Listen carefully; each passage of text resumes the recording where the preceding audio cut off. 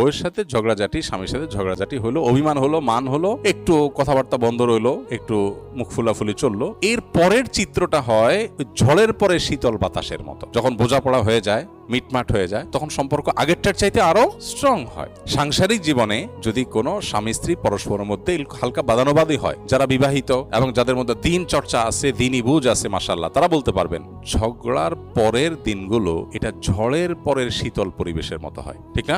আবিয়েত্তারা ঠিক বলতেছেন। আপনাদের এক্সপিরিয়েন্স আছে। আমাদের স্কিলের ছেলেরা তো বেশিরভাগ আবিয়েত্তা, তোমরা তো অভিজ্ঞরা ভালো বলতে পারে। ছেলে চিন্তা করে একটা মেয়ের সাথে বিয়ে বসবো, কি জানি কি হয়, তার সাথে আবার শেয়ারিং, কেয়ারিং, অনেক কিছু স্যাক্রিফাইসিং, কে সব ঝামেলা যায়। ইনকাম করতেছি, হ্যান্ড টু মাউথ আছে, ঘুমাচ্ছি, ভালোই তো, ভেজালে কেন যাবো? এটা হলো স্বার্থপর মানুষের কথা, স্বার্থপর মানুষের কথা। আমি একজন মানুষের সাথে জীবন যাপন করব, আমার জীবন সঙ্গিনীর সাথে, জীবন সঙ্গীর সাথে জীবন যাপন করব, আমার বিবির সাথে, স্ত্রীর সাথে, স্বামী স্ত্রী পরর সাথে জীবন যাপন করব। কিছু ক্ষেত্রে আমি স্যাক্রিফাইস করব, কিছু ক্ষেত্রে সে স্যাক্রিফাইস করবে। এর মধ্য দিয়ে একটা জান্নাতি পরিবেশ তৈরি হবে। এই কপাল পোড়াদের সে বুঝ নাই, তাদেরকে এই সমাজ, বস্তুবাদী সমাজ তাদেরকে স্বার্থপর করে দিয়েছে, স্বার্থান্ধ। তারা শুধু চাচা আপনা জান বাঁচা। এটা মিথ্যা কথা, নিজে বাঁচলে বাপের নাম। এই মিথ্যা কথা এবং এটা ভুল কথা, একটা ভ্রান্ত কথা মানুষের মাথায় ঢুকে দেওয়া হয়েছে। এখন চিন্তা করে যে আমি কেন আরেকজনকে জীবনে এনে ঝামেলা আনতে যাবো? আরে ভাই, কিছু ঝামেলা পোহান। গোলাপ ছিটতে এক দুইটা কাঁটা খেতে হয়। এক দুইটা কাঁটা যদি বলেন যে না ভাই, কে কাঁটা টাটা ঝামেলা যায়, তো আপনার কপালে গোলাপ নাই। আপনি পানসে জীবন দিয়ে দুনিয়াটা পার করে দেন। এই গোলাপের কাঁটা খাওয়ার মধ্যেও এক ধরনের স্বাদ